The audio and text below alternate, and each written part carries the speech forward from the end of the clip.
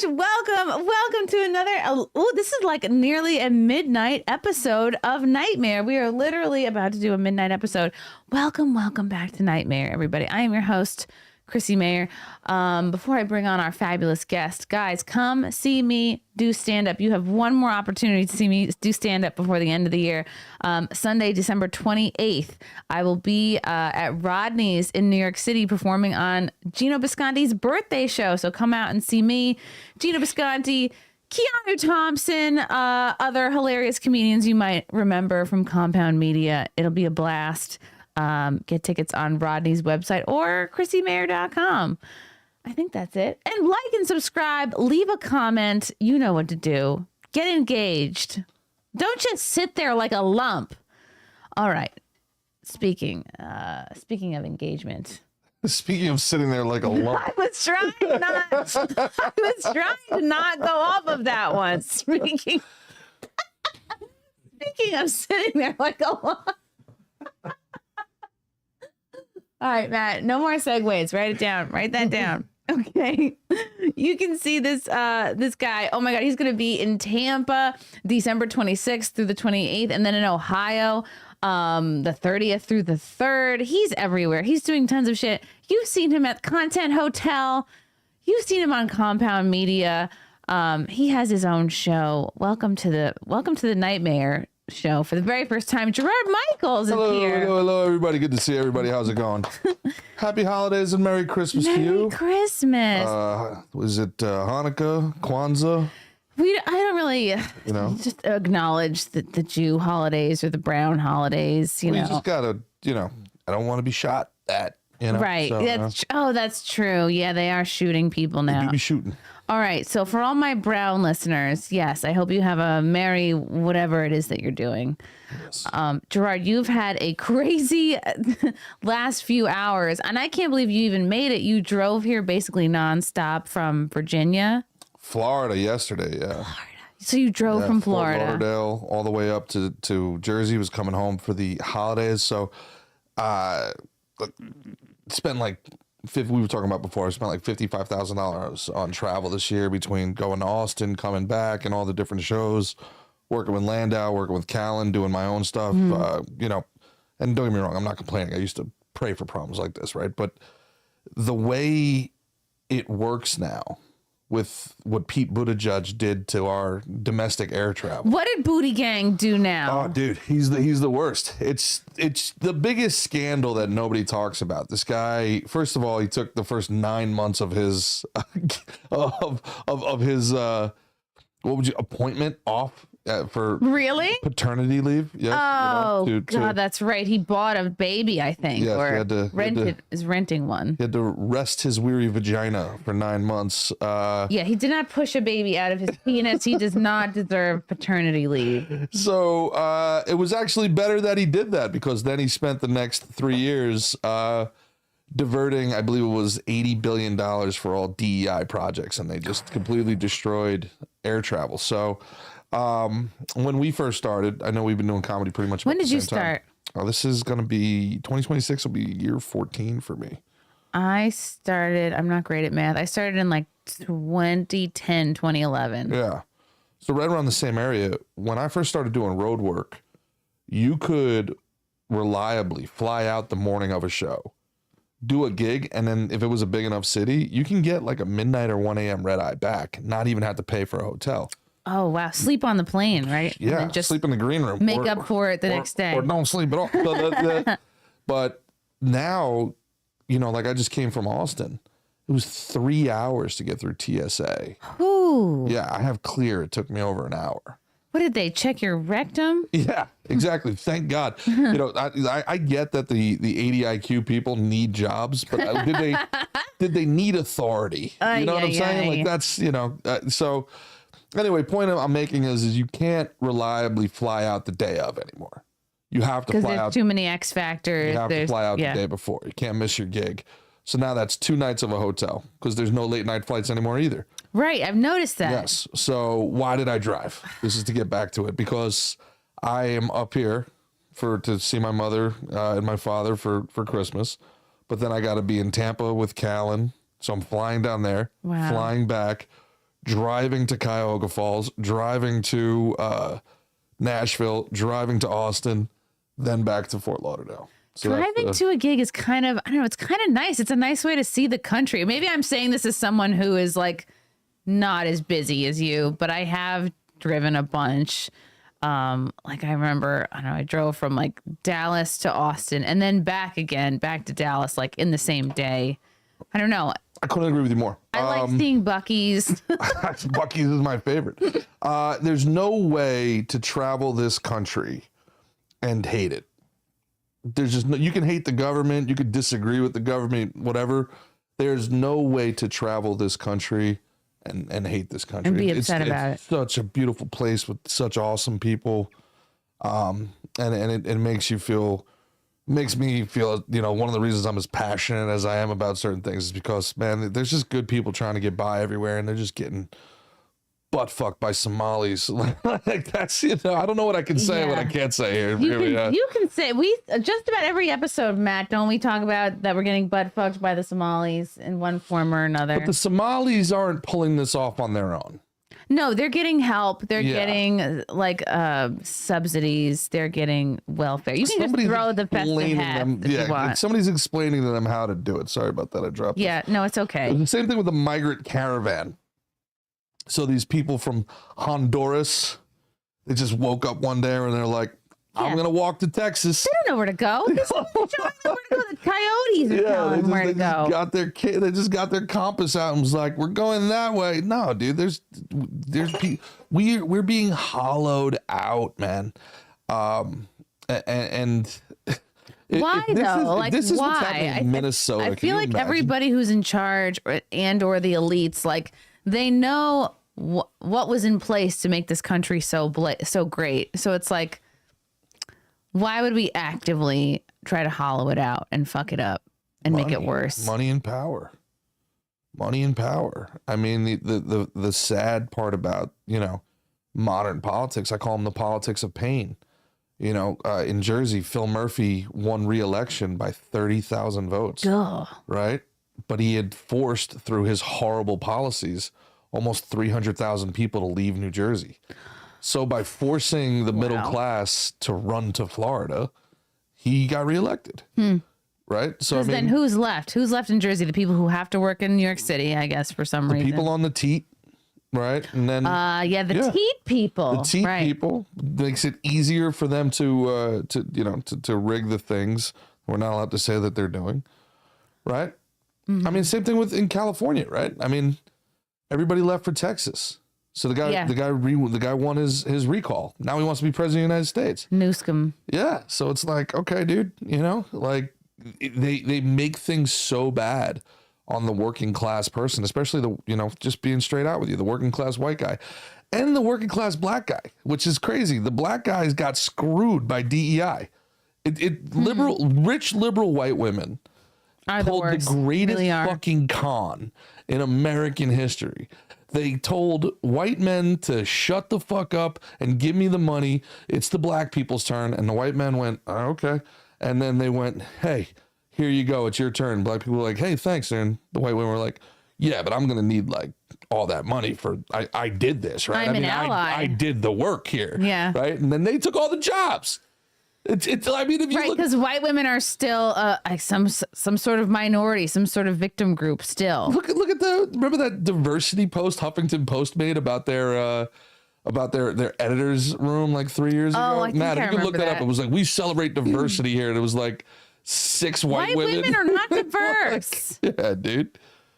Yeah. Maybe they have diverse labia, but that's it. Ooh. Is that what it's been about this whole time? I don't know. I don't think I've even uttered that word the whole time. A coalition of the innies and the outies coming together? Yeah, they've all seen each other's and they're jealous. I don't know. Yeah. I like this tweet from Huffington Post editor shows the problem with white feminism. There it is, diversity. Oh, there it is. The white women need to be out of the workforce. Like, you can do stand up, you can do like weird, funky jobs, but like get out of the offices. Diversity. We're fighting for democracy. Yeah. Okay. I've worked in offices for 15 years before I got fired for not taking the vaccine, but I had 15 solid years in New York City, different offices, I don't know different, how you did that. different jobs. I felt like I had to. I felt like my parents paid for me to get a college degree, and like, so I need to have some kind of desk job with insurance, because if I don't do that and just bartend, then I'm like disrespecting, the degree or whatever, or I don't know, that I would upset them. So I just clung. Is that why you paid to have them murdered, so you didn't have to work in corporate America anymore? Yes, of course. That's you figured me out, Gerard. The jig is up. The jig is But in all up. my time in corporate America, like women That would have been a better slogan for DEI, by the way. the jig. The jig is up. I mean, now it is. It's a good slogan for anti-DEI.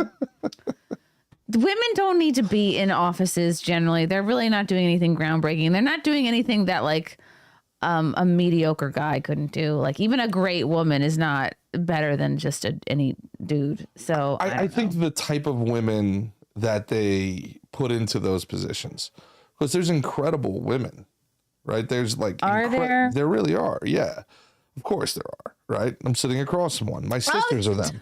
But women do get drowned out by that social group dynamic where it's like, yes, we're pack animals, and we're very easily propagandized. Is that the right word? We're very easy to like mess with our heads, because like I think a lot of women, they just pick up on the emotions and the feeling of like whoever's right in front of them, and it's like they forget like logic and reason, and it's so easy to just go with the flow and be agreeable, and that's why we have this sort of like suicidal empathy among white liberal women. Yeah. They the word doesn't even really mean anything anymore. It's just straight up gullibility. Mm-hmm. You don't have suicidal empathy. You have retarded gullibility.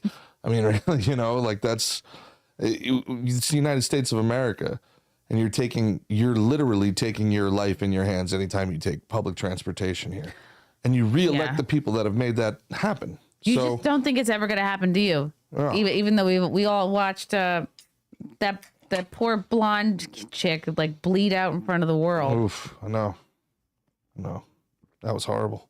That was so horrible. And it's like, at least she died a racist, Katrina. No, she was an anti-racist. She died a racist, though. Those last couple moments. Those last few moments, she got to where she needed to be, Too little, Join too late. us, Arena. Yeah, Irina, yeah. But then the baby, but even that, right? Like the first guy to come to her aid is a black guy, right? And the baby, the rapper, does this really beautiful music video on her behalf to raise money, and those things don't make the news, right? But No, I didn't even know that the baby did that. Yeah, raised a ton of money. And it was baby? D-A, baby. The baby. Yeah. Yeah, and it's like we really are. We're not. They try to divide us along race and along these lines, but it's really just good people versus bad people. It's the people that want to be left alone versus the people that refuse to leave us alone. Mm-hmm. And then you have the guy out in Australia, the real John Wick, that Arab guy who jumped out as the Arab guys were shooting everybody on Bondi Beach, stole the gun from him and like pointed the gun. The first time in Really? I didn't hear about this. Oh, you got to see this. You got to pull this up. Yeah. He's like a real life like John McCain moment. That's exciting. He takes the gun away from a terrorist. He's pointing it out and the first time in my entire adult life, everybody was rooting for the Muslim to actually kill somebody. But he doesn't take the shot. Buddy, do your thing. He just doesn't take it. Yeah. All I saw was this viral clip of this woman like in tears, upset that the cops were pussies and like not doing anything and kind of hiding. And yeah, they're real tough with a 14-year-old who memes about the prime minister, right? But yeah. Right. We can't have any disparaging tweets. Is that real? Because that looks like Tony Soprano in season it does. Tony Soprano is in a full body cast. In the coma. What we know about Ahmed Al-Ahmed. What's up with the names? Like, why are you going to give them the same first name as their last name? Ahmed. Hero, in quotes. I think Durka Muhammad Jihad was already taken. Apparently you can't say Durka. When I was looking up details about the Riyadh Comedy Festival that we weren't invited to, that if you say Durka, like the brown people all know that that's you making fun of them. I'm like, they watch South Park over there? We have Team America here. That's so funny. Oh boy. Yeah, but that's what they're getting wrong. That's what all the Jews up in arms are getting wrong. Like immediately, you want to be likable to get on my high horse. This is why the Irish Catholics are the best. They are. We're the best, right? Because they're I'll give you the perfect example of what you're talking about. Did you see the viral Carson Daly, Will Arnett story? No. Oh, pull that up. This is brilliant. This is so much my family. I'm fully a mom because I answer did you see this with no? Yeah. So Will Arnett is telling a story about how he texted not Carson Daly. What am I talking about? Team Coco. What the hell is his name?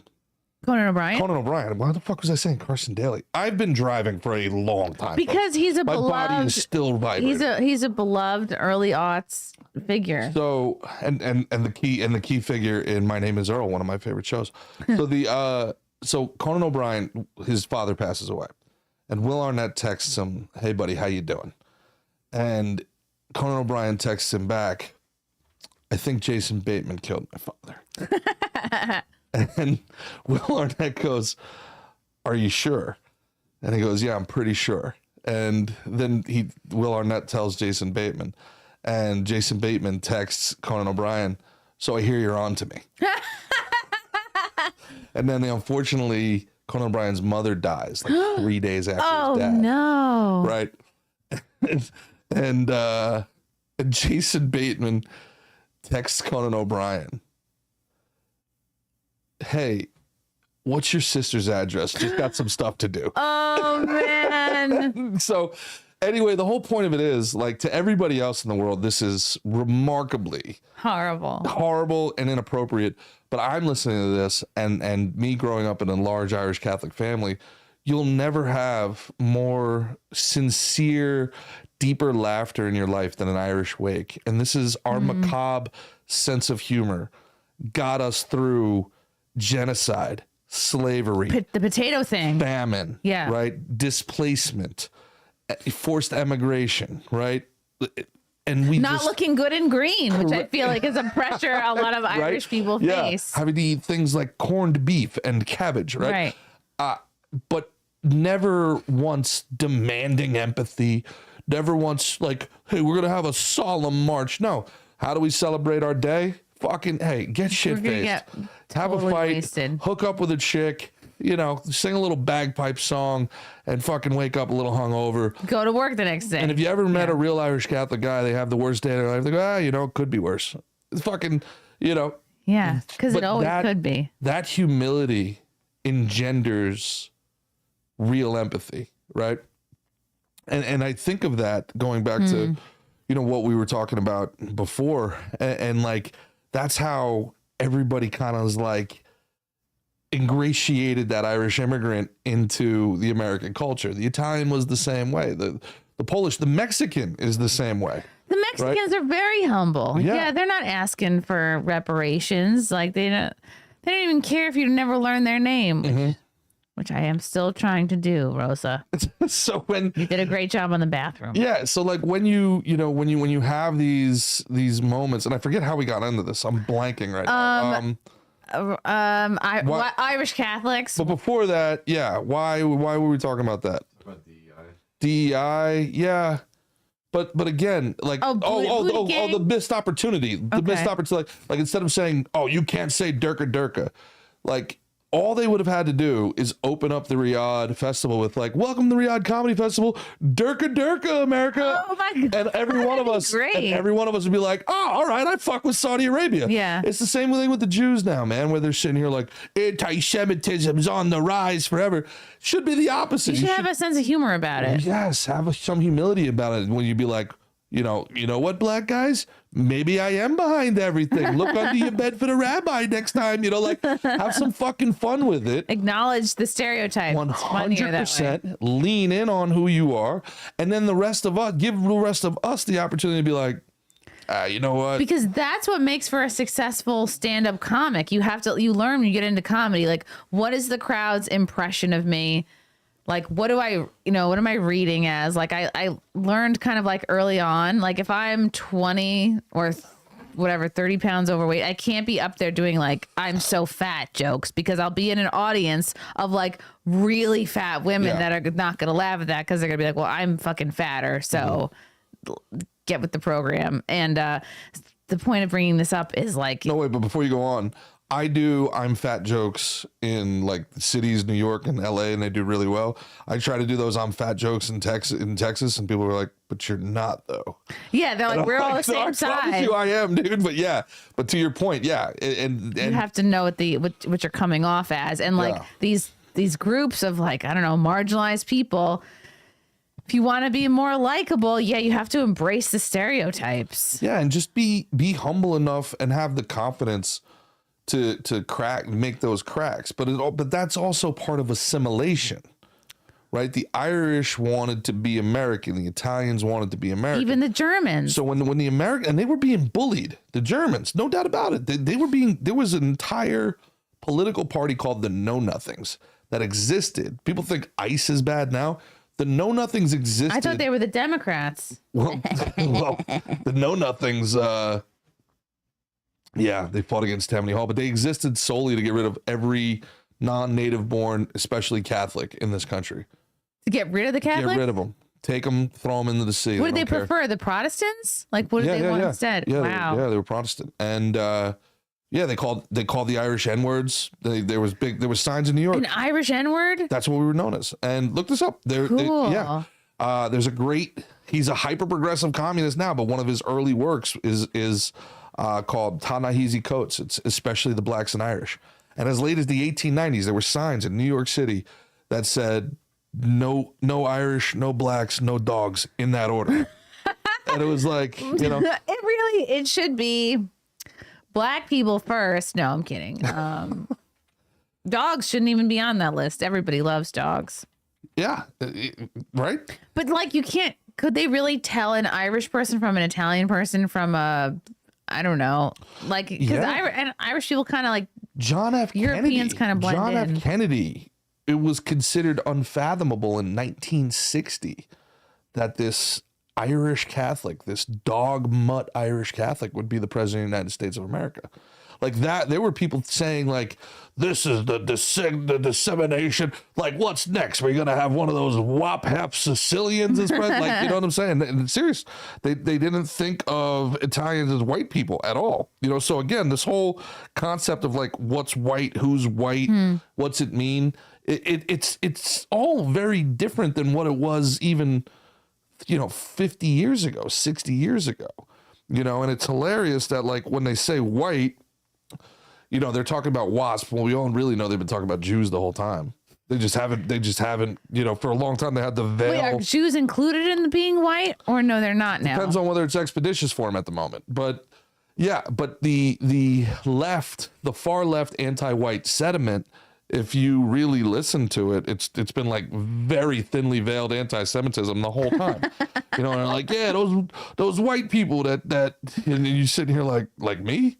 Like, what are you talking about? Right. They're like, nah, not you, bro. Those white people that like they own buildings. They own the media. They own buildings in the media, and they celebrate Hanukkah. You're like, the Italians? Nah, the ones that don't season their food. It's like, okay, so you're not talking about not the French, not the Spanish, not the Italians, not the Portuguese. Maybe Germans. Germans don't really like, who are you talking about, man? Nah. You know them motherfuckers that can't fight. You can't dance. And you're like, I feel like there's a very specific white person you're angry with here. Right. We really narrow it down. Yeah. But anyway, it just goes back to like anytime any group is trying to assimilate, they'll do so with humility and they'll earn respect as opposed to coming in. Because they don't come off like pussies. Right. Exactly. And you can't use those words or else my dad will sue you. It's like, okay. Guess what word is getting used nonstop? Mm-hmm. You can't do that. That's not the way that's not the way, not only forget about like earn friends and respect. It's just not the way you engender any sort of community, So again, I look at that Conan O'Brien story and if you can pull it up, it's hilarious. But, and then you look at that Conan O'Brien, thing. Accusing Jason Bateman of killing his parents? It's all over Twitter. Go on X and just look up Conan O'Brien, Will Arnett. It'll be the first thing that comes up. You can pull up my Twitter. But He can read. Matt can read all my DMs. That's what the level of trust we have. look at all the comments you got. What's up, guys? Hello, chat. I have the best chat in the world. Philip Vecchio goes. Ooh, Phil Vecchio for $2. Gerard what's was up, man? great on Normal World. Rest in peace. Oh, Love you, Phil. what Love a Normal World. great Normal World was the show. best. It was such a great show. Love Dave Landau and Cora Black Garrett. Oh, I hope they find something else. I don't know if they're going to work on another project with the Blaze or another show outside. But Blaze really dropped the ball with that, man. you know, the Blaze, I love the Blaze. I've been on, man, I was on Elijah's show when he had a show there. I was on. Speaking of Primetime Stein's on Real America's Voice now. Yeah. Oh, really? Oh, Yeah. good for him. Yeah. And then Alex Stein, I was on his show. I was on Sarah Temple Gonzalez's Flip. show a few times. Chad Prather when he had a show there. So I love the Blaze, but like their focus, and they've never really prioritized comedy, which is why I was so excited to see Alex get a show there and the Normal World guys get a show there. But like, bring up if you don't have anybody at the top who's like a comedy person who's going to foster that and nurture that and give, you know, it's just not, I don't think it was ever a priority for them. So This is it right here. It's so funny. the only way Pull to it up on grieve, Barstool. Attaboy, Matt. Attaboy. the only way to grieve, Conan O'Brien's parents died within a few days of each other last year. So Conan and Will Arnett made up a fantasy that their pal Jason Bateman was behind it all. Oh, let's listen. Are your headphones there? I have it memorized. It reminded me so much of my family that, you know. If you want to. Are your parents off the boat Irish? No, from Brooklyn. I grew up, I lived in Brooklyn until I was like 6.5. Ooh. Yeah. And okay. my grandmother, my dad's grandma's off the boat. mother's from Ireland, yeah. Boy, can you do an Irish accent? You could do it. It's easy to do a brogue, isn't it? That's fucking terrible. Isn't it? It's easy to do a brogue, isn't it? No, that was more Liverpool. Yeah, give me a couple more sips and I'll probably just come out I don't want naturally. you driving home drunk. Yeah. bring up a touchy actual, this is real personal subject okay. for you. It's okay. I know what Which it is. death in the family. Yep. All right, I already got My mine. parents passed. Well, first, let me just say the timeline because I have it here. I wrote it down last year because the timeline was so good. Yeah. They got it. And so I hear that your dad passes away, and I text you that day or the next day, and I said, hey, listen, I'm sorry to hear about your dad's passing, sending love from our family to yours. Mm-hmm. And you wrote, thank you, Will. To be honest, I blame Bateman. For the death of my father. The day after his father dies. Yeah. Right. So I wrote, it's not a terrible theory. And Conan texted me back, he killed my dad. Oh my God! Okay. My dad, can I say, in fairness, my dad would have loved this. Okay. Oh, So my dad would have loved this. So then Will Bateman, Arnett and Bradley Cooper have the same face Bateman, guy, I huh? tell Bateman this. We're doing a thing that I day. can So barely tell them the apart next now. day, Bateman texts you and he says, Arnett tells me you're on to me. All cheeks Yes. and chin over there. And Yeah. Conan texts Bateman and he says, Bateman, do yourself a favor, turn yourself in. It's all good. Right. Yeah. 2 days after your dad passes, of course, your mom passed away. Yeah, which I did not see coming. Which you did not see coming. Damn, So it sucks. So I quick, text so you. soon after each other. 2 days after, I knew you were boss. I said, Bateman is asking for your sister's street address. I mean, that's sweet. It shows that your parents were like really in Okay, love, give. right? Yeah. And you were busy that weekend. And like See if they're out of a day and a half later, you texted Right. back. You know, anybody Just that's seeing ever this lost now. somebody, Fantastic. as you know, it's 625 Boylston Street, apartment 12C. Tell Bateman to make it look like a robbery. It happens suddenly, and you don't have what you have to do is so stressful. Oh, you mean like is that the end of the clip? Or is there anything? I think. There's a few seconds. Oh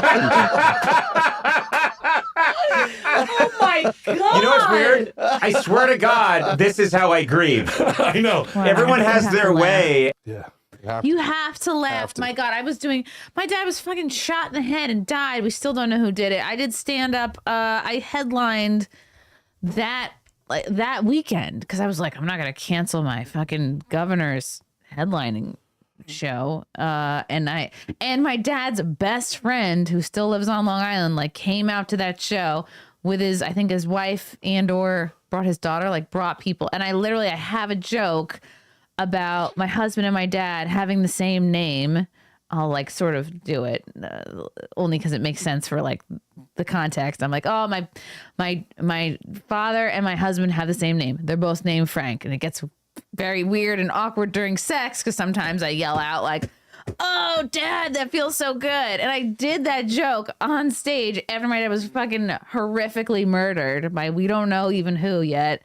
And I'm like, my dad's best friend is in the audience and I didn't even realize it. Like it just sort of came out and it's just like, I can't, it was a surreal moment, but it's like, what am I gonna, I'm like, it's too soon to write a new joke, you know? And like, and now I even have one. I'm like, oh, my dad was like shot and killed. And he also like got the COVID vaccine and it wasn't the shot that I thought was going to kill him or something like that. Like, I don't know what the wording is there, but that was the first like dark joke I wrote about it. And you just have to. He was on borrowed time anyway.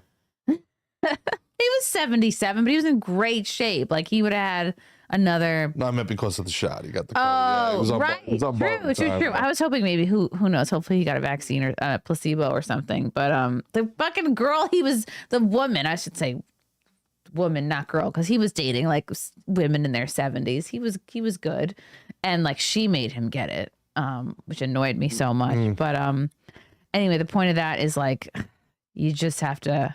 I was a fucking wreck when my mom died too. Brain cancer, like one of the worst ways to see somebody go. And to your point of like the stress you go through when somebody dies, it's like, and I've never been there when someone's died or discovered somebody dead, but like, I can't imagine like that. That's probably the only thing that's like the next level to everything I've experienced so far. It's like, I haven't. Well, it's the wake and the arrangements that are so surreal. The getting the estate in order. Oh my God, because to you, this is like the most I remember my grandmother died. It was like, oh, she lived with us. Grandmother was the best. And it was like, you know, the worst day. But for the people at, you know, the funeral home. What do you mean the worst day? Was it like 9/11? When did you die? Way worse than 9/11, my grandma died. Oh, you mean like, okay, I thought you were saying it was on a bad day, like that day. But of course, the event was terrible. Let me find out Israel did my grandma too. Let me find out. But anyway, but what I'm trying to say is like, you're in this fog, this haze of devastation. But the person at, you know, Finnerty Funeral Home, this is Tuesday and it's their job. And it's like, so do you want I'm very sorry for your loss. The maple or the oak? Do you want the maple? It's only $2,000 more. And wow. we can withhold payment until the life insurance clears. Oof. And you're just, you know. I've never had to arrange like a funeral for anybody. Like all the mayors love to get cremated. I think we just hate ourselves so much. We're like, just turn me to dust. It just goes crazy. You got to let everybody know. And then every freaking text message you get is reopening the wound. And then you got to go through you got to do the wake, you got to do the funeral, you got to do the repast. Because you're an Irish Catholic. And you got to do it all. Yeah. And then it's, you know, you're glad handing and, you know, so anyway, to go to like why I think the people pass, it's so much. The end of life. You figured they would do an Irish goodbye, right? That's the only thing they don't really do in Irish. I left 10 G's in a box. It's in the closet. Look in the New Balance box. Pay for the pay for the funeral, buy a bottle of Jameson, you know, play my Doors cassette tape and fuck off everybody. Like, yeah, like that's, you know, but it's so much. I never really understood the stress and the bureaucracy of it all, like how much planning and like it's insane what these families go through. And on top of like your regular job and your life, and then life insurance doesn't want to pay out. Oof. And then God forbid, try to get these get the bank accounts closed. They got credit cards in their name. You find out your cousin's been skimming off of you know, grandma's credit card. Like it's a nightmare. And God forbid they have an ex. Oh my God, my ex-girlfriend's father passed away, and they found out he had a whole nother fucking family. That's cool. Dog. Oof. How did they find that out? A box of old Christmas cards? When the old assistant showed up with a little baby that looked just like Dad. Yeah, it was like, by the way, half of all that shit is mine. Yeah, dude. How old was the baby? Oh, dude, I don't even remember. So the dad, Young. your ex-girlfriend's dad banged his assistant. Yes, So stereotypical. So stereotypical. So classic. classic. Who used to babysit her kids? Yeah, it was horrible. It was really bad. They had no idea. You know, he was a hardworking guy, and he was working nights and He weekends. was working hard, clearly. Yeah, and then, but then again, they're going through all that, and of course, the guy died because of the stress of living this double life, right? How do people do, it's too much shit to keep straight. Like, Too I don't, much. how is that worth it? It's too Can't be much. worth it. Yeah, I think it's a mistake that just snowballs. Yeah. You know, it's just it just snowballs. You know, A fun thing becomes just a huge burden for the rest of your life. Yeah. It's not worth it, guys. Oh. It's not worth it. wrap it up. I was gonna say, don't do it. Oh yeah, that too. Don't do it. You should do it. Just wrap Don't do it. No, don't do it. That's terrible. I'm Yeah, that would be the worst to bend your hot young assistant over the desk at work. That would be terrible. Don't do it. Do that. You should. If Don't you get a do chance it. to Don't do that, it. You should do that. You should Don't do it. You're not going to let her find a husband. Don't just have a fling with your boss. let her find a husband and Don't fuck her anyway. Do it. Yeah. Yeah. Look, Gerard, Cuck her husband. Mr. Irish You're the Catholic, boss. You're the fucking boss. You're the No. man. Cuck her husband. be professional. Yeah. Don't Send her do home. not take advantage of your subordinate. Yeah, and then when he shows up for the company Christmas party, shake his hand and just give him eyes that make him very uncomfortable. Like, I know something you don't know. Eyes, do it. Don't do it. Do it. Look, as someone who Do is it, and then die from the stress and leave this broken world for everybody to try to put back yeah, together. y'all, you guys deal with it. Yeah. Good luck. I'm out. See you later. Good You luck, guys baby. Do it. Oh my God, how scary. Look, I'm as a person who's going to be a future Catholic soon. Oh, is that right? Yeah, You're making the dip? I'm going through the program. Nice. I'll be a Catholic come Easter. I've been in it since the summer. Welcome to the party, pal. It's fun. I know, fucking all those children. No. Oh, No, we haven't covered that haven't yet got to that in part? our classes. It's coming. Just like they will. No. Well, that's very terrible. I don't know why the deacon brought this didn't up. do it. He said he was we're talking about like people who've sinned, and like he did sort of gently mention like the whole priest pedophile thing, and he was like, I know this woman who's like a nurse, and she works at one of these homes where all these retired priests who all diddled kids, like it's like a group home for them, and she works there. And I'm just like, how does she do it? Like, how do you Well, when you don't let the guys get married, forgiveness? Yeah, you know what I mean? You're going to attract a certain type of person to the club, you know? they should really just let the Andrew Tkts be priest, because he doesn't seem like he wants to get married. He doesn't like seem real interested in women. Yeah, I think he's more interested in being an imam. An imam? Yes. What's an imam? That's the Durka priests. Oh, You know? I didn't know it had a name. Yeah. Did you know that Muhammad had multiple wives? That makes sense. Right. Do you know how old his 14, right? No. I believe it was Aisha. Matt, you want to look up how old 8? Aisha was? Was it something like 8 years old? When Muhammad married Aisha? It's one of my favorite things when they call like white people colonizers too, but then they'll be like free Palestine. I'm like, boy, do you need to learn about Islam? It's not. Oh God, is it younger than 10? Oh, we're gonna have fun. Oh no. All you Catholics banging kids. You with the free Palestine sign there. Do you want to learn about Muhammad? We're gonna learn about Muhammad. Chat says 9. Oh my God. Chat's based. Chat knows. Yeah, but it's okay. They say he didn't consummate till she was 18. He waited. Yeah, but I'm sure there were hand jobs before that. Did you think just? So Aisha was married to Muhammad at the age of 6 or 7. 6, 7. 6, 7. Maybe this is where it comes from. 6, Oh my 7. God, you're a baby. Yeah, and her father was his like right-hand man, Abu Bakr, right? A boob. Durka. So, how old was Ew. Muhammad at the time? I believe he was 49 or 50, right? That's so. What's the When point she was of marrying somebody so 7? young? Because you're just a disgusting human being. Well, I guess it feels like you're a powerful person to marry a kid. listen. They don't even know how to make their own bed yet.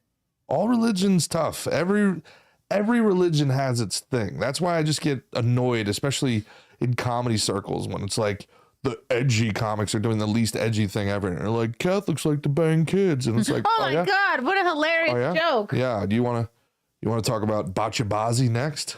You know, because that's happening today. What's that? Oh, we're doing so much fun stuff tonight on night. You're a NightMayr. NightMayr. This is NightMayr. Yeah. Go ahead, pull up bachabazi. I bet the chat already I knows know what about. bachabazi Is it similar to bocce ball? No, That's a fun, wholesome Italian yard game. it is. Uh-oh. I guess it could be similar in that the You're balls could making hit each that other. ruin my internet search Yes, history. your algorithm is going to be affected for a long time. Yeah. Yes, it's going to be a difficult algorithmic shift here. How do you know Yeah, that? all that what's it go? You're Eric a comedian. Eric Estalia says you just made that joke. I know. did. This is why I'm bringing Gerard, it up. for a This is- comedian, you're incredibly intelligent and like you just know so much about so many things. Like you were going off at Content Hotel. You were just rattling off some stats about, I don't know, the economy, and like it was a clip, and you clipped it and it went viral. Yeah, we got like 3 million views off of that. It was cool.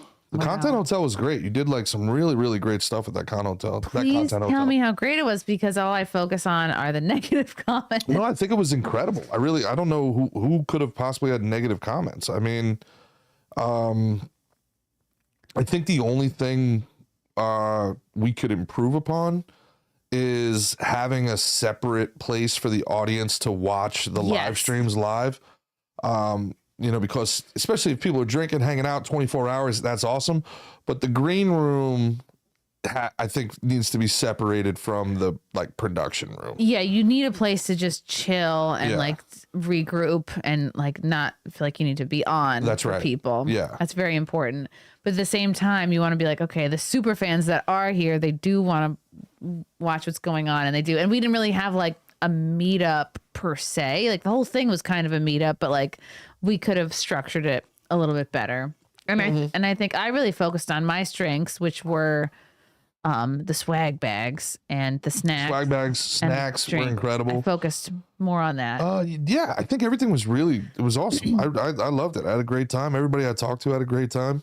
My favorite memory was a karaoke. You were walking around with a full pitcher of beer, and you were drinking it like it was a cup, like you were Paul Bunyan, just casually. This is my cup of. Yeah, I was getting sick of going back and forth to the bar. It was too much cardio. So let's increase the volume. You know. That was awesome. Yeah, that was a great time. It really was. So fun.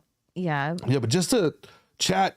I know what they're accusing me of, but this is called. What are they accusing you of? No, because they're like, that's not fair. You just made that joke talking about the kids, the Catholic pedophile thing. Yeah, that's what's called a trapdoor premise. I brought it up so I can get to the thing I really wanted to get to. My guy. Tricked you. Yeah.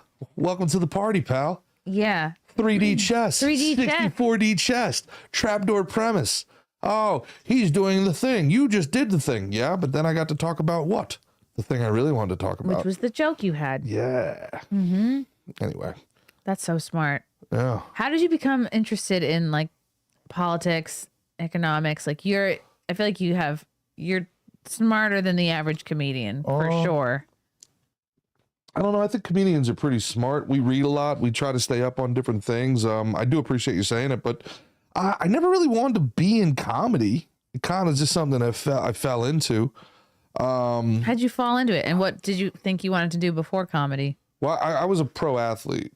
Right, you were a baseball player. Yeah, I played baseball. You and then Frank I fought for a talked little about bit. this. But I was like, I took it so seriously. I was on the razor's edge all the time, and I would get into like fights, and you know, I was a menace. And the Cardinals sent me to a sports psychologist or whatever. And kind of what you're saying, they were like, you know, you're a smart guy.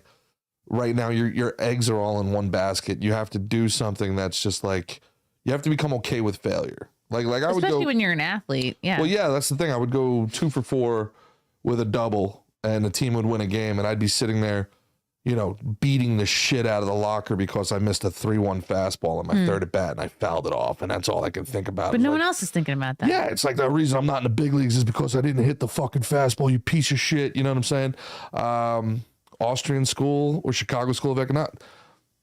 Austrian school, my Phil man. Vecchio. Well done. He's a libertarian. That's I was brought up with the Ron Paul libertarianism, and he got me into Friedman and then Soul. Now I don't really believe in libertarianism, frankly. I think, to be honest with you, libertarianism is as childish and sophomoric and utopian as communism is, because the truth is that the people just don't leave you alone. And I believe it was Richard Deutsch wrote a great little novelette, little book called The Imposed and the Imposed Upon. And I'm more and more just leaning into straight up imperialism. I think imperialism is good. I don't think it's a bad thing. I think conquering, I think Europeans creating Western civilization was one of the great things to ever happen to the human species. I think American expansion, manifest destiny, and globalism was the single greatest moments of prosperity the world has ever known, and freedom. And I think if these elites want globalism so bad, I think we give it to them. I think we just go ahead and start taking shit again and making it better. You got a bunch of rare earth minerals? I think we'll just go ahead and give you guys some freedom. How about I trade you some of that contiguous coastline you got there for 14 quarter pounders of cheese? That's what I'd like to start manifesting some destiny again. Yeah, that would be good. I don't know. Do you? It's not like we did a bad job with the place, right? No, we did a great job. When we were running shit, planes weren't landing upside down. No, because that's when there weren't really very many women. A lot of cracks in the infrastructure now. Maybe new management, same as the old management situation. And by cracks, we mean blacks. Just kidding, of course. What do you feel as a what just happened? That was the headphones. I thought it was the whole. What do you feel as a redhead? As you guys have been genocided in media, every redhead character in the last 20 years has been turned black. Our people have April been O'Neil persecuted in Teenage Mutant Ninja Turtles. April O'Neil turned into a fat black woman. That's right. Just horrible. I don't know. I feel like we just. I can't even really speak on behalf of the ginger people because I am chemically enhanced. Oh, no. I'm actually like a dark blonde, but I do feel their struggle. I do feel their pain. I do see the elimination of our, I guess I'll say, our people. You're the Rachel Dolezal of gingers. I am. Yeah. Imagine I'm just penciling on freckles and stuff. My genes are pretty gosh darn recessive. So I'm right there. There are people doing the penciled on freckles now, right? Tattooed on freckles. They're doing tattooed on freckles? Girls are doing crazy shit. Yeah, they'll tattoo on freckles to make them look, I don't know, sun-baked and sassy. But yeah. Tattooed on freckles.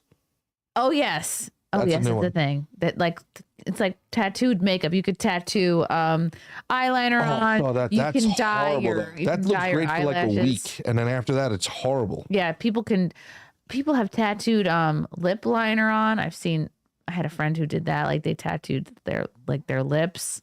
Kind of make them look slightly fuller or something? To make them look like just a little pinker. Oh. I don't know. I just think a lot of these women, it's like you either have too much time or too much money on your hands when you end up doing shit like that. If you're busy, too many gay friends that make you feel bad about yourself. There's never been a heterosexual guy once. Look at this, tattooed freckles. Yeah, that's after it just happened. But does that look like a healthy individual? They sort of fade, and then they look, I don't know, I guess better. They look like lepers. This looks, that's not worth it. That doesn't really look. That doesn't register to me as freckles. Oh my God.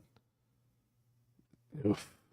Is it weird that I look at this entire page and it's like, I know these people have a bad relationship with their parents? Oh, for sure. I think anytime you're like obsessing about your looks, it's like you just haven't found your purpose. That's another big one you see in Austin a lot, the whole sideburn tattoo thing. Really? Yeah. Ugh. What's that about? It's not a face tattoo, but it's like it is on your head. It's just enough to let people know you hate yourself. Is But that it's what not it it's is? not gonna keep you from getting you a job. We're cartel chic. Yeah. Like you could just have your hair down and you can hide that. Who's the chick in the middle there? She's hot. Come on, no. Matt. Matt No, gay. lower than Down, that. lower, left. Yeah. She got the freckle Oh, tattoo what also. happened? Why? My God, that's like those stupid fucking Europeans that throw tomato soup on a fucking priceless Picasso. Yeah. It is. It's either too many gay friends or just too much time spent on Instagram thinking like, what do I need to tweak about my looks to like fully looks max? It's the same thing with like fake tits, man. I don't know any guy that's ever had like a tit in their mouth was like, oh, this is bigger. Like, I don't like. You're not doing that for dudes. What have a Chris, don't you know some guy who's? Big giant balloon tits, huh? what? Do you know someone who's really into that, or am I thinking of somebody else? Do I know someone who's into boobs? Like fake boobs. I know a lot of people into fake boobs. Half my phone probably. No, not that have them. Like guys who specifically like Matt, are you related to Garrett and Steve? them. No. He looks like Garrett and Steve put Isn't he together great? in one I person. know. That's what I He's really like- I really wanted. That's the vibe I Wow. wanted. Was chill booth guy. Nailed it. I'm their son. Oh, is Aw. he really? He could be. Oh, He's 22. you literally could be, dude. Yeah. People that can't That's a see him compliment. because there's not a camera on him, you'd have to trust me on this one. He's mysterious. Dude, look at the chat you got going on. You got a crazy It's chat. a great chat. It's a lot of VIPs, a lot of like I should really give out awards or something. Trivial Pursuit Superstar. I am. My family Ooh. used to do Jeopardy at dinner time, and we would actually keep score against. Wow. Yeah, maybe that's where it comes from. My dad was a little crazy. We weren't allowed to have anything in the bathroom growing up. We didn't grow up with phones, so we weren't allowed to have anything in the bathroom growing up except the dictionary. That was the only reading material. What did they think you were gonna do? Did they think you were like masturbate in there? No, he wanted you to like while you were pooping, like Look at the force you to dictionary? read the dictionary. That was his thing.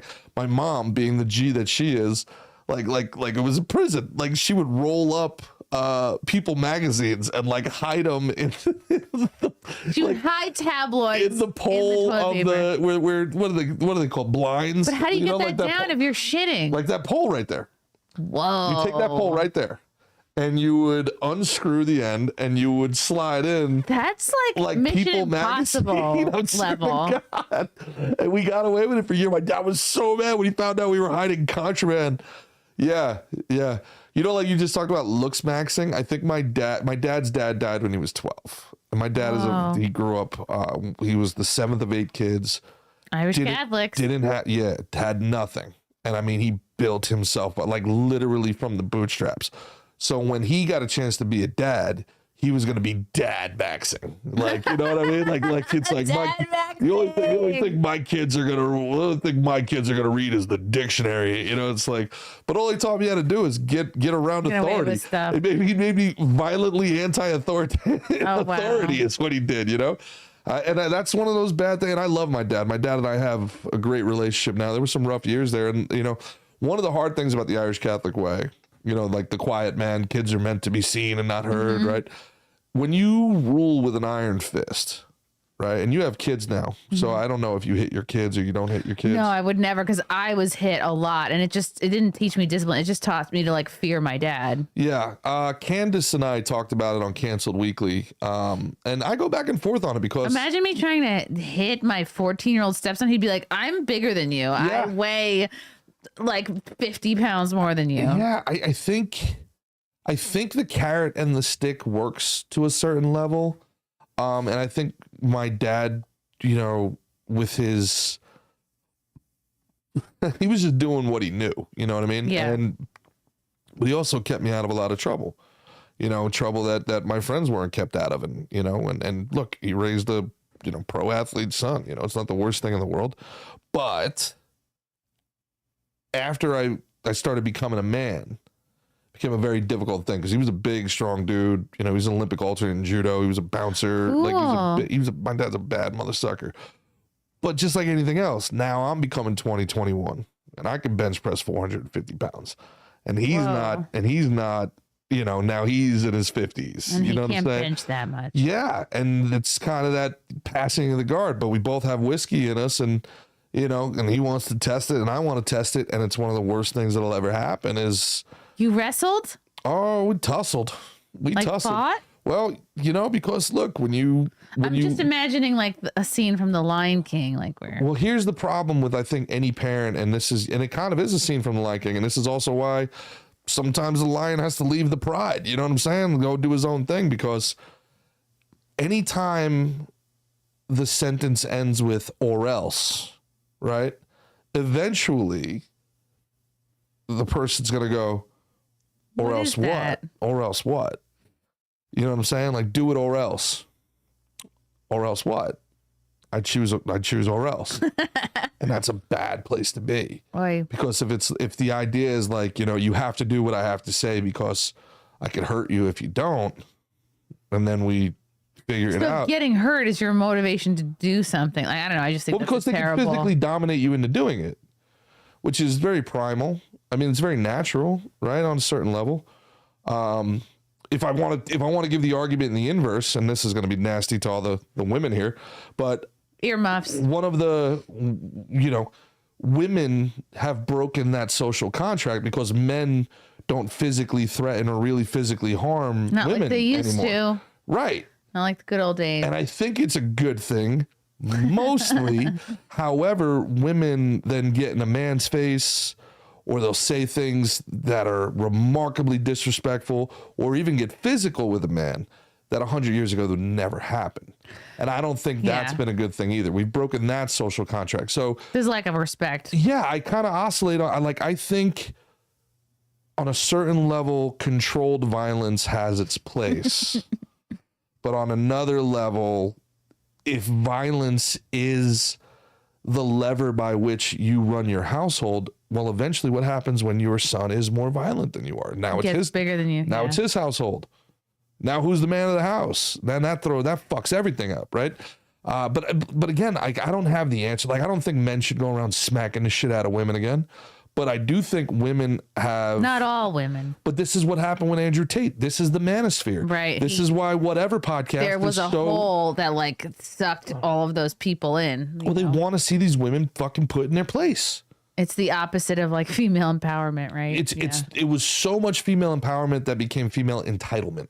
Yes. Right. And now it's like, you know, you're sitting here watching what's truly horrible people. Like the Whatever podcast are horrible human beings. Horrible human beings. They record for like 9 hours at a clip under slave-like conditions. What they did to my friend Candace was the most cowardly fucking Candace was shit. on there? They had Candace come on after me and Mickey talked shit about them. Ignored me and Mickey talking shit. Brian, if you see this, I've got the DMs. You are a fucking loser. Andrew's a loser. I know you're friends with Sam Tripoli, and I love Sam, and I think he's fucking incredible. You're a fucking hack. You appealed to the lowest common fucking denominator, and you need a fucking beating. You both, because you would never, ever, ever talk to them with us around the way that you talk to them when we're not. Okay. And like you said, they fly him out. They wear him out for 8 fucking hours. Just waiting for somebody to break so they can have a viral moment. There's no snacks, no drinks. Like they get mad when they go to the bathroom. It's like, it's insane. Yeah. And then they'll take, you know, Jubilee did that. The Jubilee thing I did was we shot for 6 hours. Oh, shoot. For 45 minutes, you know. Wow. And I was shocked that they put out what they put out with the Jubilee with Andrew Callahan. But I had a whole discussion with him on Hunter Biden's laptop, and they cut the whole fucking thing. Oh, no. Yeah, he's just carrying water for Hunter Biden all the time. It's, you know. That's disappointing. Yeah. But anyway, yeah. So kind of all over the place on this one. This has been fun. How they treated Candace. Yeah, they you know, and they went after, you know, her husband, where she's going through, you know, a divorce now. I'm not saying anything everybody doesn't know. But the hilarious thing is Andrew for all of his bullshit, he's fucking married to a woman who's got like 3 kids from 3 guys, right? Yeah. Right. Like, and dude. if you call him out on it or mention it, he spirals. That woman destroyed him. Why would you let people know what your weak spot is? Like, just pretend it doesn't bother you, or say, hey, you know what the really Christian thing Durka. is right. Just be like, hey, Jesus said Jesus loved the prostitutes, so I married a woman with multiple baby. Well, now he daddies. can't do that because all he does is use the Bible to hide, you know, behind his condescension. He's a condescending asshole. So and look, and here's the thing. I think these women, they are horrible and they are awful. And there is a catharsis seeing these e-girls put in their place. It really is. And I know that putting in their place, there's probably a better way for me to say this. Humbled. Right? Because they do treat men like fucking shit. They do treat good guys like assholes. They do try to commoditize their body. Mm-hmm. You know, they do make it harder for every other girl. And then they do bully the shit out of other women that want to be married and have kids and think that there's more to life than fucking selling your pussy every fucking minute. Right? Which, by the way, girls, and I know you do stuff with Simcast. This must be a terrible time to announce my new OnlyFans page. I don't know if that's an idea. I don't know if that's a good idea. No, my butthole days are behind me. Are they? Your butthole days are behind you? For the most part. I mean, if I had your butthole days ever in front of you? Yes, they could have been. I think any woman who doesn't do OnlyFans is a hero. You're leaving money on the table. It's not a lot of money. Have you ever seen what the percentages are? I think that what is it? The average woman makes like $150 a month or something. Yeah.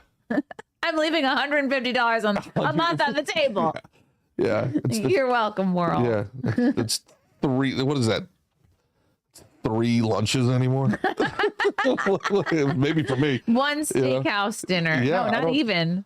No, yeah, 1 steakhouse dinner for 1. For you, yeah. Yeah, I think, again, that's what radicalizes me about politics, too. You know, when I see, you know, America's daughters have to feel like they have to prostitute themselves to get ahead. It's really sad. I, you know, so again, when you know, you see $20 billion of fraud here, $30 billion of fraud there, you know, somebody hits a pothole and now they're you know, they're just trying to do things the right way, and their car gets fucking totaled because we don't have the funds to fix the potholes in Jersey City. I hit a pothole that had to be 18.5 inches in Jersey City, right?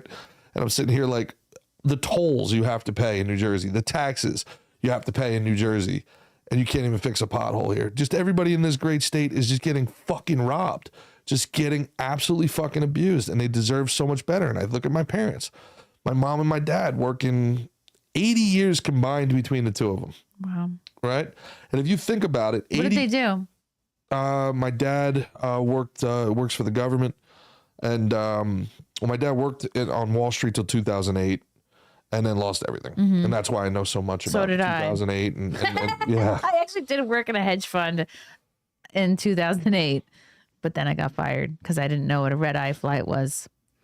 Seriously? I thought it was an airline. It was like one of my first assistant jobs. So you were blonde. And I worked for 4 analysts, and one of them was Phil was like, book me on the red eye. And I was looking up red eye airlines, like it's fucking JetBlue or something. You got fired for that? I did get, I got fired for, I think, overall incompetence. a general yeah. pattern of incompetence. Of not being good enough. That's funny. That's very funny. Yeah. And my mom's just been a crazy hard worker, man. She's been working in, you know, what I guess what would have been called like administrative assistants and stuff back in the day. She's just been that. And again, you just think about 80 years of work between them. Right. Wow. And living in New York and New Jersey. Are you an only? No, I'm the oldest. I got 2 younger sisters who do they're awesome. They do very well. But if you look at the tax brackets they've been in, where they very, very poor for a very, very long time. We grew up, you know, pretty lower middle class white trash, right? which sidebar is why, you know, the whole pro-choice argument always drives me nuts, which like this woman can't afford a kid. It's like, yeah, I grew up poor. It's fucking growing up poor. You don't care. You're a kid. You don't know you're poor. You don't really notice it. No, Yeah, you're just like, wow, noodles and butter again. Yes, Let's do it. exactly. And honestly, I was just talking Ketchup about that. sandwiches. Just talking about it with my sisters, man. Like, You don't need much. you don't need shit. You got a house, you got hot dogs, you got a dog that you're playing in the backyard. Like, dude, we miss some of those days, and knowing that, and like now, especially, we respect it even more, knowing the sacrifices our parents were making, you know, and one car, one bathroom, you know, 5 people. Like, dude, they fucking made a life for themselves. My parents, man, they worked their ass off, and this comes back around to what I'm getting at here, and.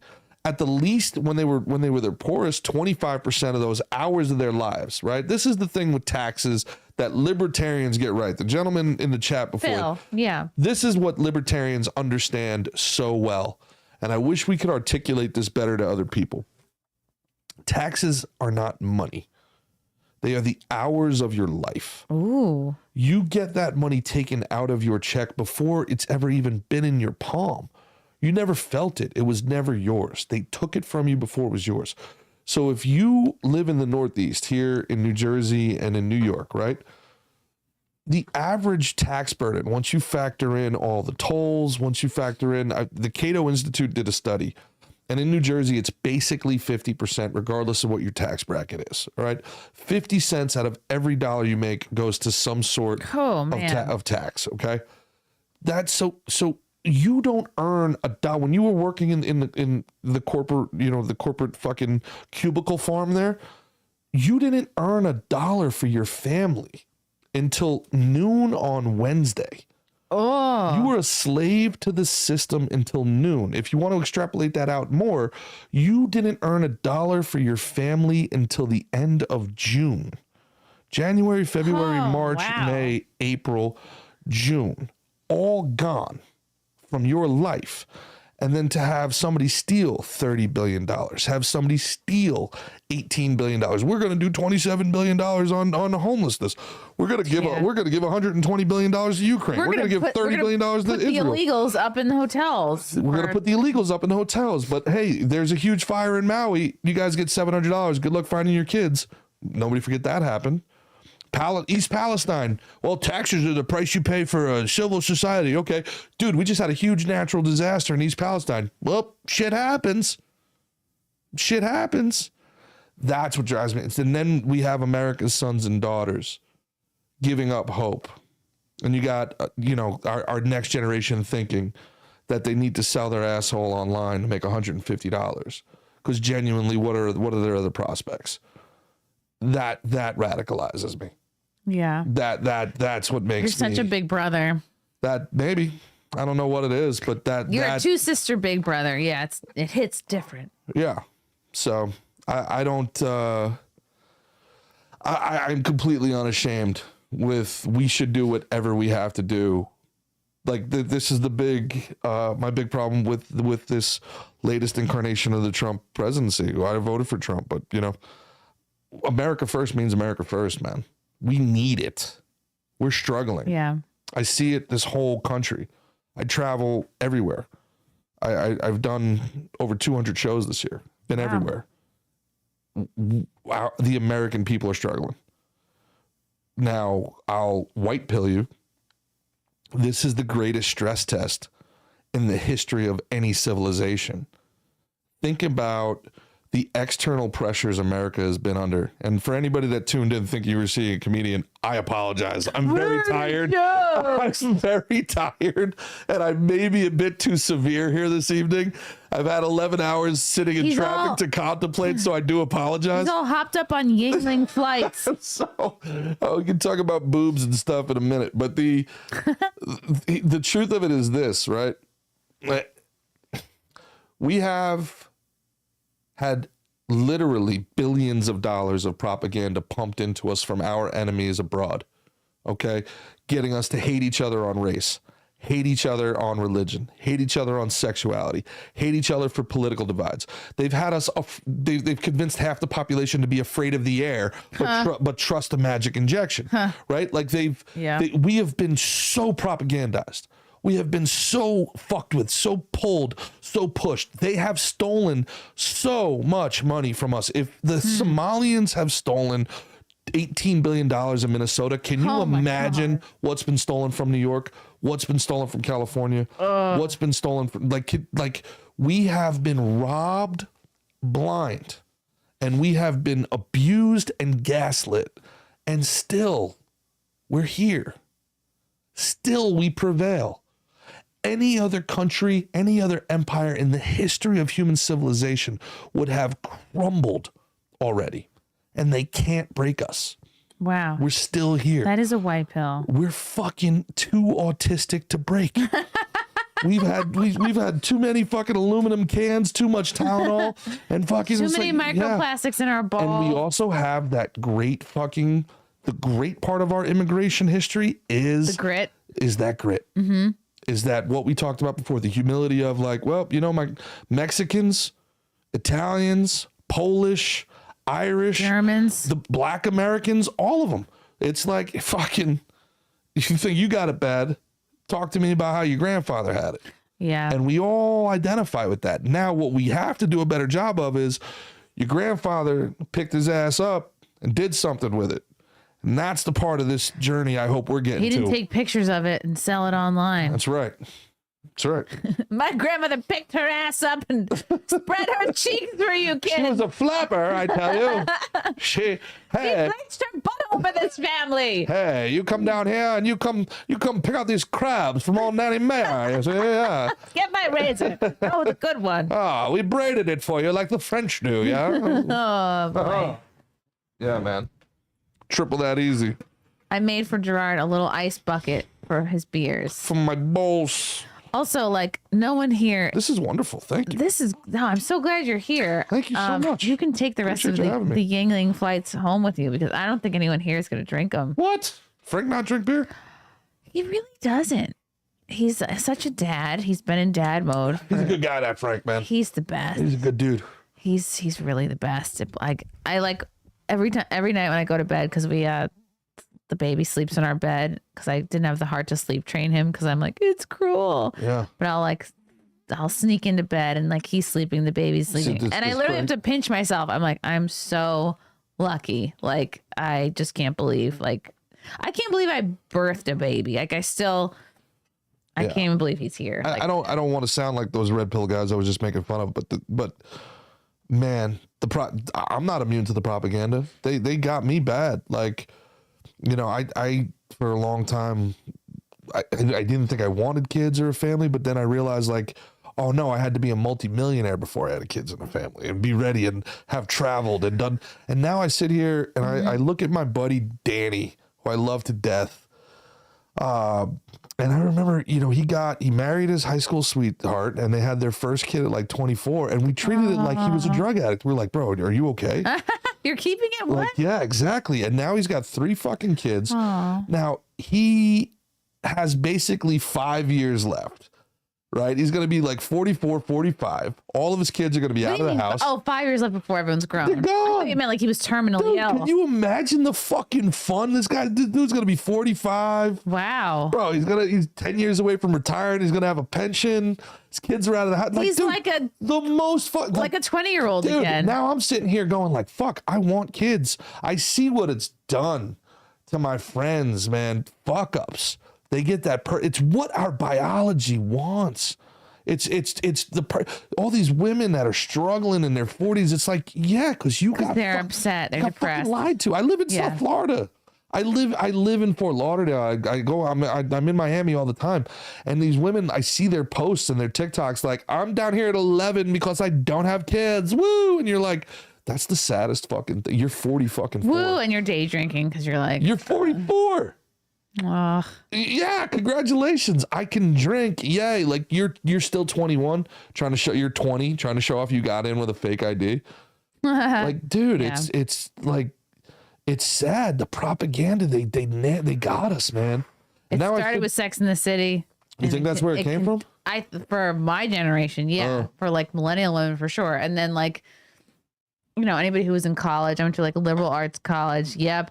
Like feminism, whatever wave it was, third, fourth wave. And third wave, yeah. Like you, I felt like, oh, I'm not gonna be in a place to have kids unless I make so much money and I have to be able to take care of them myself because I have to plan for the worst case scenario. Like for 200,000 years, people weren't having babies in caves.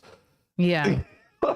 Like, yeah, we all had to be millionaires before we had a kid. I never had the whole like eat, pray, love. I have to travel and do backpacking and shit like that. Like I never really had that because I feel like once I started doing comedy, I'm like, oh, now I'm like seeing. Well, I had that places. for sure, but I will tell you, as somebody that travels for a literal living now, traveling alone fucking sucks. It's exhausting. But it's just you need somebody to share these moments with. I would rather go to Lake George with somebody I love, you know, than it's just you're alone and you're like posting about it, and you know, and I'm sitting there talking about like, you know what's my purpose here and trying to figure, and it's like, well, I guess what I'm here to do is to experience life and report back. Yeah. And that's kind of what comedy is like, hey, this is the things I've seen and the places I've been and the people I've met, and here's my opinion on it all. All I can do is give you the stimulus, and then your reaction to it is your own. Right, because there are a lot of people who can't.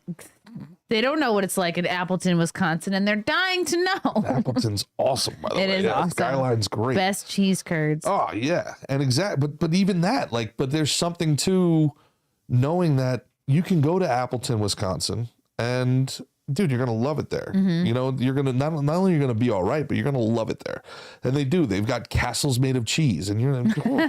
But also, like, I was an arrogant New Yorker, like everybody else, like, oh, fucking Middle America, flyover country. Middle America is fucking awesome. Yeah, and now it's incredible. Now it's turned. It's like the cities are kind of like meh, and people want a house and land and live somewhere where they're not getting butt raped with taxes and everything's expensive. Yeah, and you're people say good morning to each other, hello to each other. They're not afraid to get on a fucking bus. Like, you know, they're here to work, and yeah. But yeah, I don't know. Don't be blackpilled. I think I'm not blackpilled.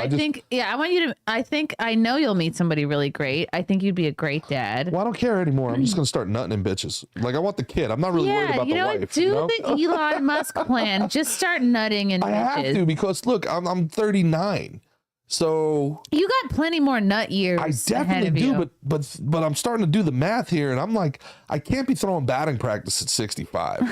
Like I gotta have a little juice on it. Like I can't be teaching my son how to form tackle at 70. So I do have to get going here a little bit, you know. Like, yeah, I'm gonna be trying to teach him how to collar tie and shoot the single at 70 and fucking bust my hip. Like I can't have that. You know, Frank bought for the baby like. Maybe when he was 18 months, one of those T-ball things to start like hitting, because like Frank was really into baseball too. I think like maybe almost at the level you were at, like he's really, really good. And like just could go to you could still like go to a batting cage and just hit bombs and just be so rusty, but get it back like that. Yeah. Anyway, so he bought like this T-ball thing for the baby. Get it back like that. But then the hamstring hurts for 2 weeks.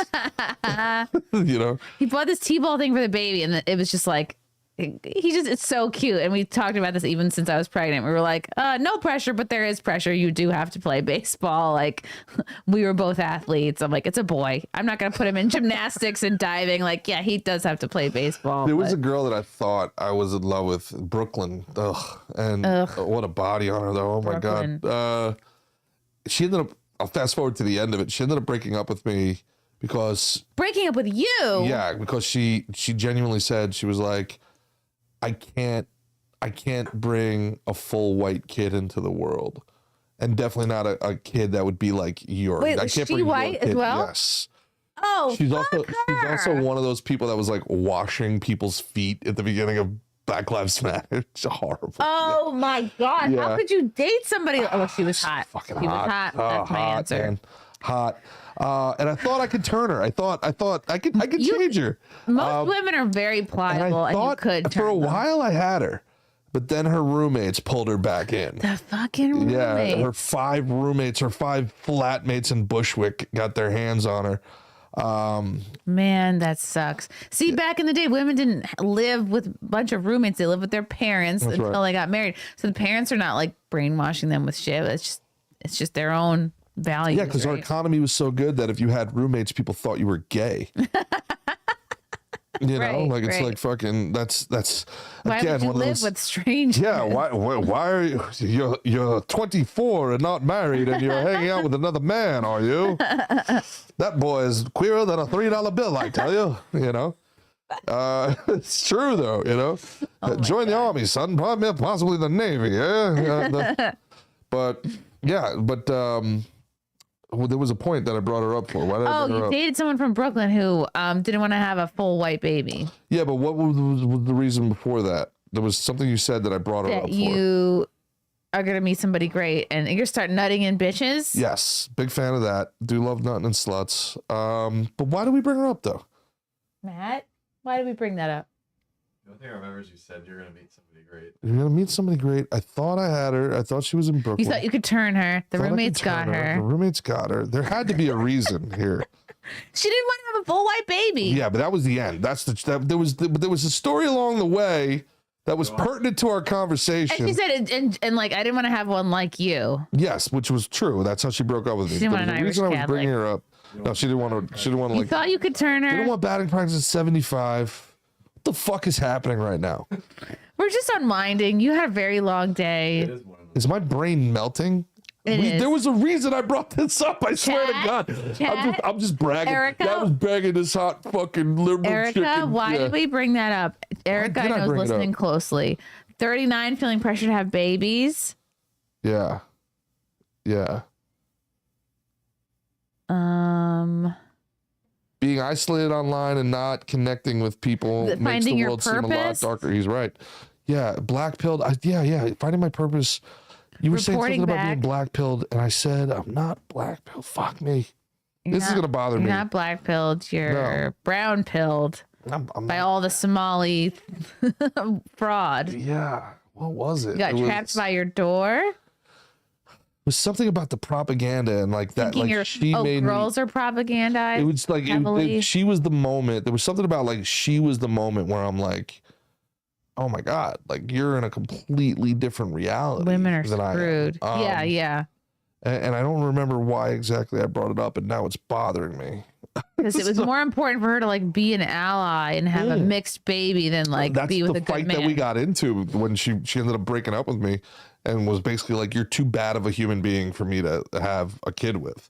And I was like, "What?" What the I was like, hell? we're not even fucking, we weren't even talking about having kids. I was like, what the fuck? She's like, I want to be a mom one day. And I'm like, okay, fucking great. And she's like, I just can't bring, an all white baby into this world, especially not your baby. And I was like, dude, First of all, your baby white. would be great and Dude, an her- athlete I and know. tall and smart and Right? funny and Yeah. like she's an idiot. But dude, and her dad wrote for the Washington Post. That should have told me. But but the other funny thing, we were locked down during COVID. You know how they were yo-yoing us back and forth? Yeah. We're going to be back open. We're not going to be open, right? So they said, de Blasio was like, if you guys are good, we'll let you out this weekend. You one of behave. those fucking things. And we had plans to go up to see that sculpture thing up by West Point. The sculpture thing? Was there a butter sculpture? No, what's the sculpture thing by? It's actually really cool. I don't get out. Matt, much, look at the clearly. sculpture thing by West Point. It's there's these like 200-foot sculptures on this like massive fairground, and like if you take mushrooms, it's a fucking trip. You just walk around hiking all day and look at My these 200 mushroom foot. years are behind me. So, but that was our plan. And then the day we're supposed to hang out, when we've been released from our cages, she's like, there's a protest down at the Brooklyn Museum for Black trans people, and we should go. And I'm like, no, we fucking shouldn't.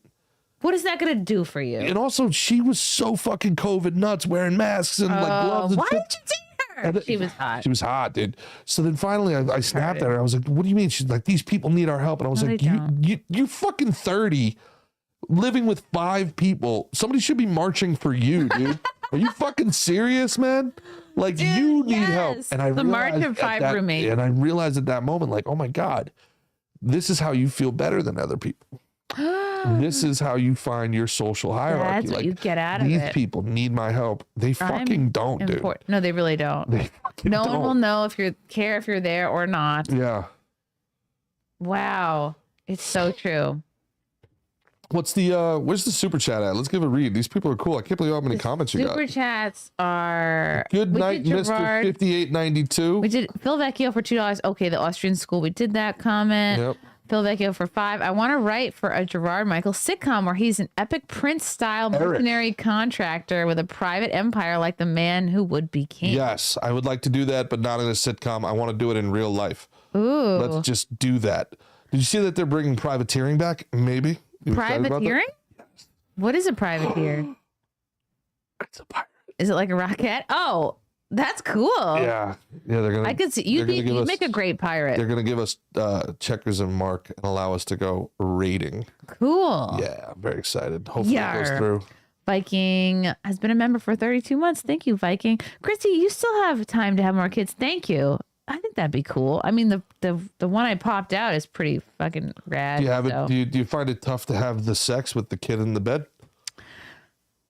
That is a bit of a challenge. Mm-hmm. And there's no having sex around him. He is there in the bed. Let the boy watch. No. He has a toddler bed on the floor. Sometimes we'll put him in that long enough. You put him in toddler prison. We put him on the floor. Here, go on your floor bed. Stay Frank's asleep. cranky. Give me Can you 3 minutes. Stay asleep for 12 to 16 minutes. Wow. Good, nice work, Frank. Cardio king over here. Aw, that'd be cool though. Good night, Mr. for $4.99. I'm still not having a kid, and you can't convince me, Chrissy. I'm gonna break you down. Good night, Mister. Yeah. What? Oh my God, Gerard, you have to come back. This has been so much fun. My I'm so pleasure. proud Thanks of for you. having me. I really genuinely appreciate you. Not only are you so funny and such a great hang, but I feel like we haven't known each other that long, and the number of opportunities and connections you've thrown my way, and hookups, and I really there's not that many people like that in the comedy world where it's so competitive and everybody's like, I just want to see good people win, man. you. Yeah. I want to see good people win, and I think it's, it's important, that there's just so much shit ripping us apart. And it's just like, hey, man, you grind, you work hard, you do it the right way. What I don't like are the comedians that wait for other people to work hard, see them get some fucking sniff, and then and get just want to be a fart sniffer. Yeah, and that stuff, But I think you all of us, we're just trying to figure this fucking thing. We're living through a nuts time. Mm-hmm. We're living through some wild shit, You forget that sometimes. 'Cause Yeah. you're just going day to day, but it is pretty crazy. It's some crazy shit. We and we're lived just through trying to figure it COVID. out. We lived through the freaking lockdowns. Yeah, we kind of failed the test there. A lot of people did. Yeah. Some of us didn't. I'm looking at you, chat. No, I'm kidding. You guys are great. You guys are great. Oh my God, Gerard, where can people see you? Where are you going to be on tour? If you guys can check me out at Gerard versus Evil on Instagram, if you could follow me here on YouTube, that would be spectacular. Help my YouTube escape the shadow ban. That would be great. I'm going to be reposting all of the old Normal World stuff. That's just completely pirated. Oh, good. So, and then come check me out. Got a bunch of shows coming up. Gerard versus Evil. Check it out, please and thank you. It's been a lot of fun. Thanks for having me. See him in Tampa. See him in Ohio. See him Nashville on Nashville on the 4th. That's going to be a lot of fun. He's so funny. You can tell just by even though we talked about serious topics and brown people ruining everything, you can tell how funny he is. Thank you, chat. Thank you for the super chats. Thank you for watching. And we'll see everybody back here tomorrow night with comedian Lou Perez. Thank you for watching NightMayr. We'll see you next time. Bye.